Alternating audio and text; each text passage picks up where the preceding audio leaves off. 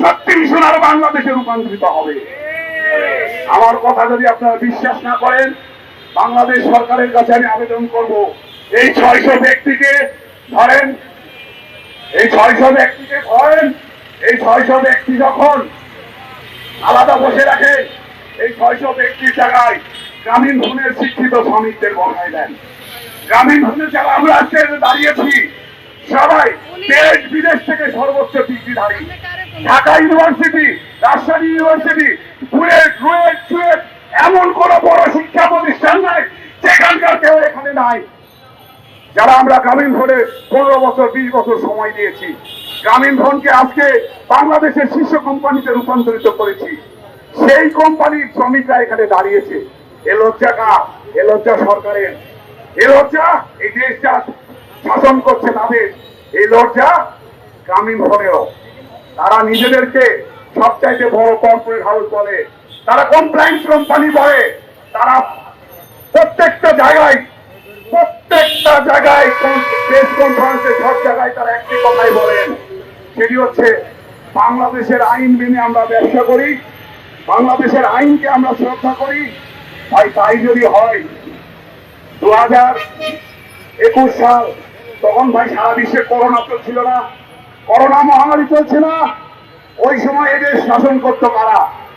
যে তখন যে সরকার ছিলেন, সেই সরকারের করোনা মহামারীর সময় একটি ঘোষণা ছিল, যেসব কোম্পানি প্রফিটেবল অবস্থায় আছেন তারা কোনো শ্রমিক ছাঁটাই করবেন না।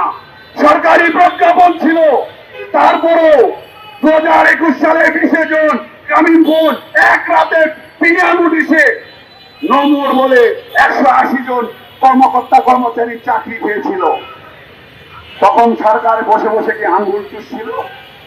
তারা দেখে নেই তাদের প্রজ্ঞাপনকে বিজ্ঞানগুলি দেখিয়ে তারা বাংলাদেশের সবচাইতে বড় প্রফিটেবল কোম্পানি, সবচেয়ে বেশি প্রফিট করে তারা 180 জন কর্মীকে ছাঁটাই করেছিল 2021 সালে 20 জন।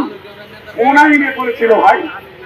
এটার আইন হচ্ছে টেবিলের নিশ্চয় ব্রিফকেসের আইন দিয়ে বস্তা বস্তা কোটি কোটি টাকা মন্ত্রী এমপি সচিবদের খাইয়ে, যাদের দু একজনের নাম আমি বলতে পারি, এই মুহূর্তে বলতে পারি, কিন্তু এই নাম আমি প্রকাশ করতে চাই না, বলার দরকার নাই। এটি কাজ সরকারের, এটি আমার কাজ না।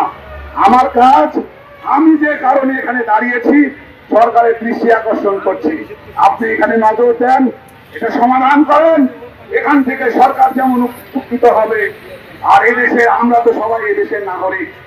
আমরা যদি এই টাকাটা পাই, আমরা কি করবো? এদেশে ব্যাংকে রাখবো, ব্যবসা করব, বাণিজ্য করব। আমার টাকা রিক্সা, দোকানদার, ভ্যান চালক সবাই খাবে, কারণ আমি এই দেশে খরচ করবো, জন্যই খাবে। আমি তো এই টাকা নিয়ে বিদেশ যাবো না ভাই। আমরা কেউ এখানে বিদেশ যাওয়ার লোক না, আমরা সবাই এদেশের সন্তান, এদেশকে ভালোবাসি। এদেশকে আমরা ইউরোপ আমেরিকার মতো আমরাও দেখতে চাই, কিন্তু এদেশ কখনো ইউরোপ আমেরিকা হবে না।